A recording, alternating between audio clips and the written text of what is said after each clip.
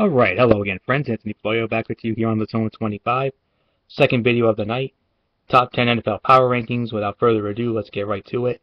Co-number 10s this week, the Seattle Seahawks and the New York Giants. Giants, of course, with that huge comeback effort against the Tampa Bay Buccaneers. Coming back to win that game 41-34. Five-star shootout, as we know, game of the year by far so far. I know it's only 2 weeks in, but that's how I feel. Eli Manning, 510 yards, 3 TDs, but he did throw 3 picks as well. I mean, it was all Bucks early and often in that game. Bucks pretty much dominated the entire game, but the Giants, I'll be honest, they pulled pretty much a Super Cena out of this one. I mean, they really didn't deserve to win that game, but somehow, some way they did. And, hey, very impressive. Of course, they already had their Week 3 game Thursday night against the Carolina Panthers. Absolutely manhandled them, 36-7. They're going to definitely be higher on my power rankings next week, but remember, I'm basing these results only on Week 2, so I'm not counting the game from last night. So that's why I can only put them at number 10 for now. My other number 10, the Seattle Seahawks, I mean, I got to put them in. I mean, that outstanding effort against the Dallas Cowboys, where they just absolutely manhandled Tony Romo. Russell Wilson, nice bounce-back effort after that dismal outing against Arizona in Week 1. And then Marshawn Lynch, 122 yards and a touchdown in that game. So, they got a huge game on Monday night against the Green Bay Packers. I don't think they're gonna... I really don't like their chances against Green Bay, to be honest. But hey, you never know. They could win that game, and if they do, they're gonna go significantly up next week. But for right now, I can only put them at number 10, the Seattle Seahawks, along with the New York Giants. Number 9, I had the Arizona Cardinals here. I mean, upset of the year when they stole that game against the New England Patriots at Gillette Stadium, 20-18. First time since 1984 that the Cardinals won that in Foxborough. Of course, it was at the old Foxborough Stadium, and they were also known as the St. Louis Cardinals at the time. Go figure. The defense, they frustrated Tom Brady all day. Wes Welker was non-existent, as we all know. They contained him as well. And timely field goal kicking, timely TDs. Kevin Kolb had the winner. And, of course, they got a couple of breaks that went their way, but let's face it, the Patriots, they overlooked them. And that's why Arizona won that game in Foxborough.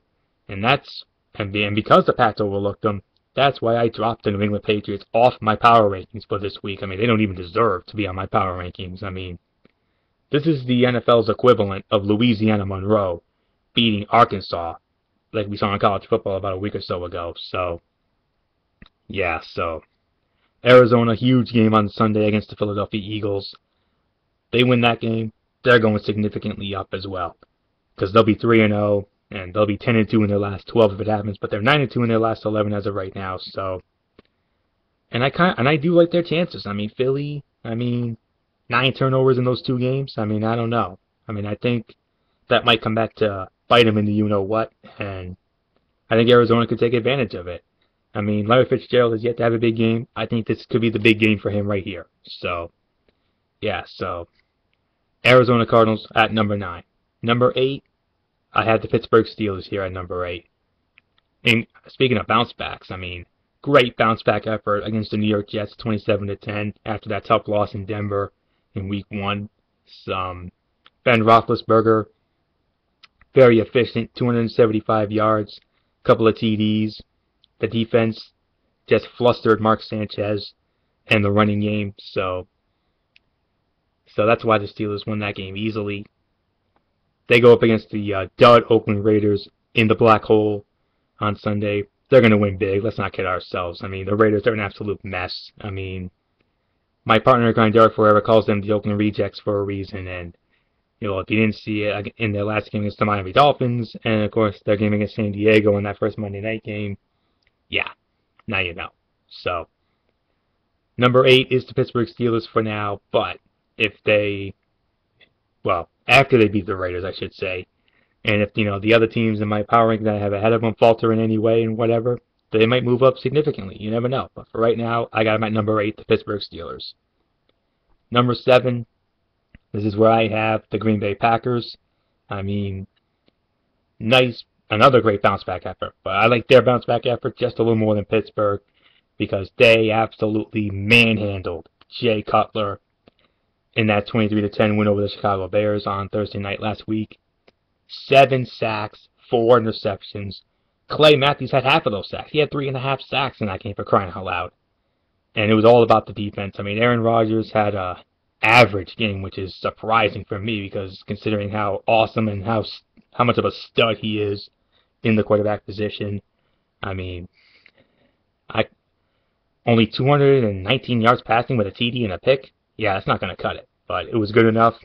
But the defense pretty much carried the Packers to that win.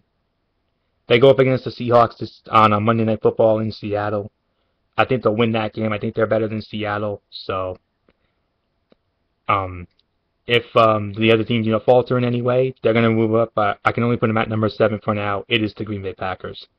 Number 6, I got to go with the Baltimore Ravens. Tough loss to the Philadelphia Eagles in Philadelphia, but their overall body of work is one of the reasons why I still have them in my rankings. I think they should have won that game, to be honest with you. A couple of bad calls went their way. Flacco had a nice game. Jacoby Jones had a nice game as well, receiving. Ray Rice had his usual effort. Ed Reed had an interception in this game. Of course, the big showdown, Sunday Night Football on NBC at M&T Bank Stadium against the New England Patriots, rematch of that classic AFC Championship game that the Ravens, as we all know, should have won, but didn't because the Pats got those lucky breaks to win that game. There's going to be no lucky breaks this time. I think the Baltimore Ravens are going to win this game, and they're going to win it 20-17. It's going to be a defensive battle, I think. But I think the Ravens defense is just a smidgen better than the Pats defense. But if the Ravens lose this game, they're going down, and the Pats are moving way up. There's no doubt about it, based on that strength of victory. So, number 6, the Baltimore Ravens. Number 5, the San Diego Chargers. I mean, boy oh boy, has this team come out of nowhere. 2-0 start. I mean, nobody expected this. But they beat up on the Oakland Raiders, took advantage of their sloppiness. That was a very sloppy Monday night game. But the Chargers won it 22-14. And then, of course, the beatdown of the Tennessee Titans, 38-10. I mean, Phillip Rivers has been playing out of his mind in those 2 games. Of course, Dwayne Rosario had the big game, receiving. Antonio Gates, I heard he's still on the injured list, but I think he's going to bounce back in this one. Yeah, so tough game. They're going up against the Atlanta Falcons. I think this has potential to be a 5-star shootout. I really do. Between 2 great quarterbacks in Phillip Rivers and Matt Ryan.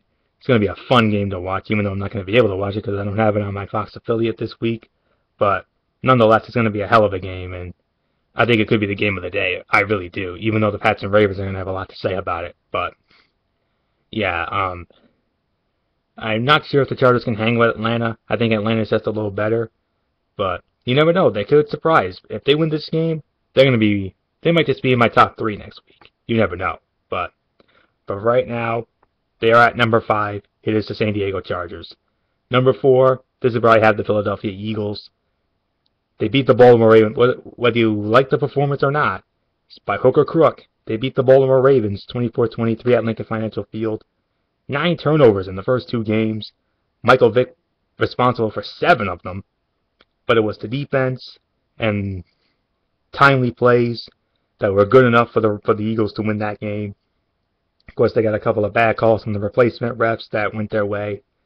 But by hook or crook, they still got the win, and they're 2-0. Going up against the Arizona Cardinals on Sunday, it's going to be a tough game for them. I think they're, like I said, I don't think they're going to win that game. I think Arizona's going to win that game because I think those turnovers are going to catch up to them.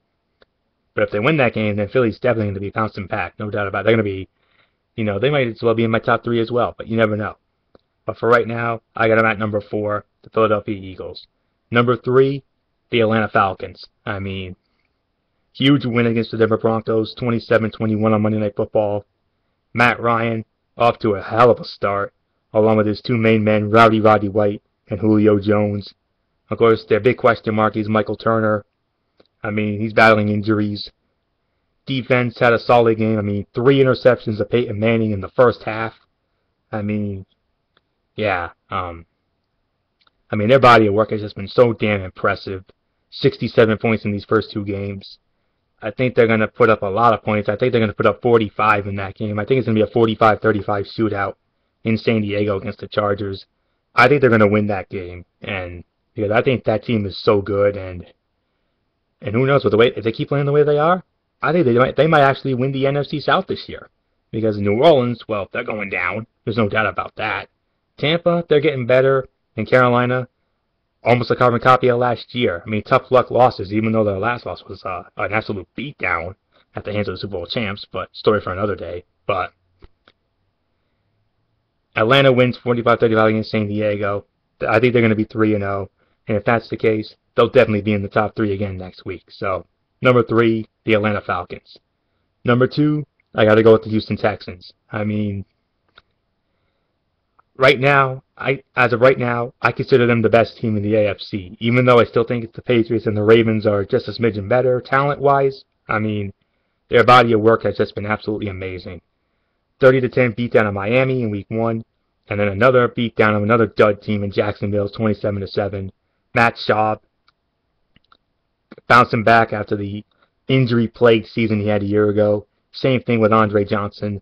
Of course, Arian Foster showing many people why he just might be the best running back in the NFL today, even though Ray Rice of the Ravens has something to say about that. But the defense has been smothering. I mean, 3 interceptions of Ryan Tannehill. They manhandled Blaine Gabbert in Jacksonville last week. But this team is just so fun to watch. And they go up against the Denver Broncos in a nice showdown on Sunday on CBS. I think they're going to win that game 30-24. I mean, well, I don't remember what the score that I gave in my prediction video, but no matter what, I still like Houston in that game. I think Schaub's going to outplay Peyton Manning in this game. I think that team is just a smidgen better than Denver is. So they'll be 3-0. I think they're on pace for a 12-4 year. No question about it. They're going to be a major threat in the AFC this year, no question. So number 2, the Houston Texans, which leads us now to number 1. Drum roll, please. Well, we don't really have a drum roll, but no need for one. This is an easy one. Number 1 is the San Francisco 49ers. I mean, best pure team in the NFL. I think they're the most complete team in the NFL. Followed up a 30-22 win over Green Bay in Week 1 with a 27-19 win over the Detroit Lions at home on Sunday Night Football on NBC. I mean, Alex Smith picking up right where he left off from that career year he had a year ago. And then, of course, you also have Frank Gore, over 100 yards rushing, and then Randy Moss and Mario Manningham. I mean, I know they've really been non-existent, but Vernon Davis has been Alex Smith's go-to guy. And then, of course, what can you say about that vaunted defense led by Patrick Willis? And, I mean, they are just so scary good right now. I mean, this is the best Niners team we've seen since the days of Joe Montana, Steve Young, Jerry Rice, and all those great players they had back in, the late 80s and into the early 90s, and towards the end of the 90s and into the early 2000s as well. So, number 1, no doubt San Francisco, going up against the Minnesota Vikings on Sunday. Easy win for them, no doubt about that. So, number 1 is the San Francisco 49ers. Alright, that'll do it for this video. I want to thank you all for watching. I do want to apologize to all of our fans and viewers tonight, because, we had to cancel Strictly Sports for the second time. This night, Michael Fletcher had an event that he had to go to. Of course, I had a family gathering of my own. It was my mother's birthday, so Derek Ferrer decided to cancel the show tonight, and I'm kind of glad he did. I thought it was the right thing to do. But I can guarantee you we will have a show next week. Of course, don't forget to join us Monday night at 11 for an all-new edition of the Wrestling Forum. We will discuss Monday Night Raw episode 1009, as well as our news and views. And, of course, Derek's going to want to try to have Michael Fletcher talk about his experiences of his experiences at the East Providence High School reunion. So, definitely looking forward to that. And then, of course, next Friday night at 10:30, we'll be back with an all-new edition of Strictly Sports Presents Football Friday. All right, that'll do it for this. So, until Monday night for the Wrestling Forum, it's Anthony Flores saying, you know the routine, everybody. Thumbs up. Talk to you later. Yeah. Throw it up fortune style. Bye for now. Have a great weekend, everybody.